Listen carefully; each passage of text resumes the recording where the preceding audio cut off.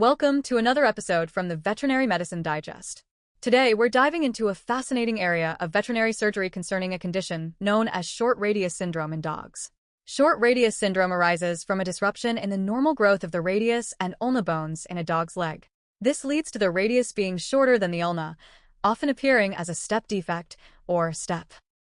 The critical consequence of this is a loss of normal articulation between the radius and humerus, placing increased stress on the medial coronoid region of the ulna.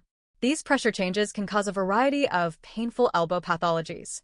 While the exact degree of shortening that causes clinical lameness is not fully known, treatment is generally recommended for defects greater than 2 to 3 millimeters to alleviate pain and lameness. Early intervention is highly advised to minimize the risk of associated pathologies. Traditional treatments like ulnar ostectomy for smaller defects or radial lengthening for larger ones have their own potential complications, including excessive callus formation, delayed bone healing, fusion of bones, limited elbow movement, and ongoing lameness. This brings us to a newer approach, acute arthroscopically assisted ulnar shortening. This procedure involves surgically removing a section of the ulna. Under direct visualization with an arthroscope, orthopedic wire is used to compress the bone fragments until optimal radiohumeral articulation is achieved. Crucially, this study surgeons added a plate for improved stability at the ulnar surgery site.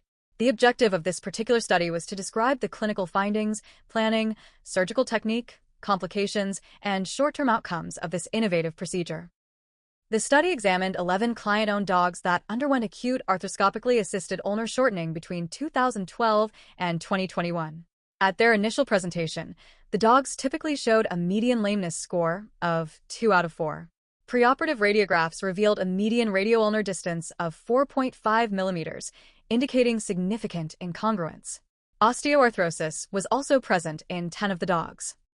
During the procedure, the median surgery time was 140 minutes, and the median time for the bone to heal was 8 weeks. Immediately after surgery, the radiographic measurements showed significant improvement, with the median radioulnar distance reducing to 1.3 millimeters. All dogs showed clinical improvement. The lameness score improved from a median of 2 to 1. The surgeons graded the short-term clinical outcome as full function in 4 cases and acceptable function in the remaining 7. Importantly, no major complications were reported.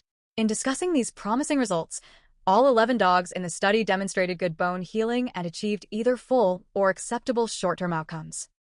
Follow-up beyond 2 years for a subset of 4 dogs indicated improved clinical function compared to their pre-surgical state and suggested no progression to severe elbow arthritis or chronic pain.